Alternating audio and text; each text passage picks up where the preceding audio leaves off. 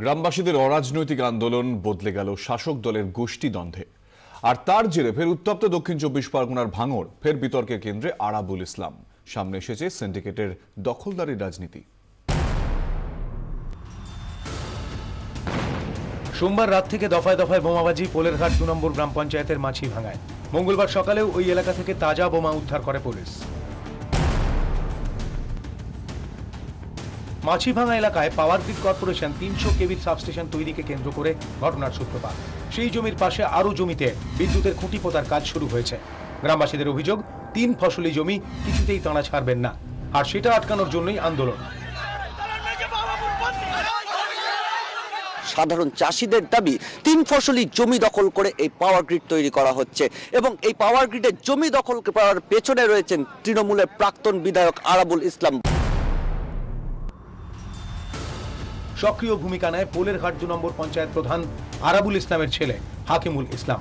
মঙ্গলবার সকালে আরাবুলের গ্রেফতারের দাবিতে কাশীপুর থানায় বিক্ষোভ দেখান গ্রামবাসীদের একাংশ। প্রায় 3 ঘন্টা ধরে অবরোধ করা হয় সামনের রাস্তা।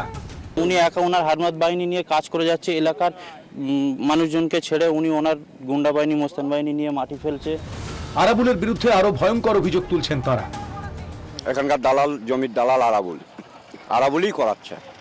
পারস্টার সমস্ত কিছু আরাবুলের হাত দিয়ে এখানে হচ্ছে। স্কুলের জমির উপরে এইসব ভরাট হচ্ছে, ক্ষমতা দেখিয়ে সরকারি জমি এইসব বেস্ট যেখানে বসে আছে এটা তো পিডব্লিউসি।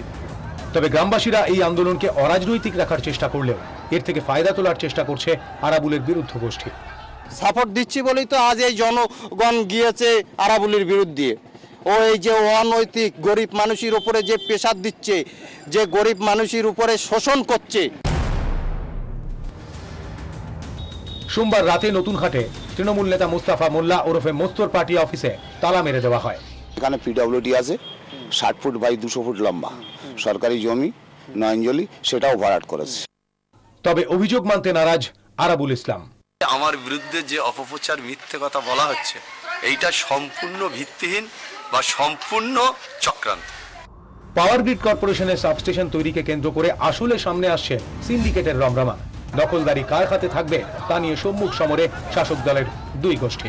24 ঘন্টার জন্য ক্যামেরায় গোপাল ঘোষাল ও আকবর হোসেন মল্লিকের সঙ্গে নান্টু হাজরা, অভিজ্ঞান নস্কর ও সিজার মন্ডলের রিপোর্ট, ভাঙড়, দক্ষিণ 24 পরগনা।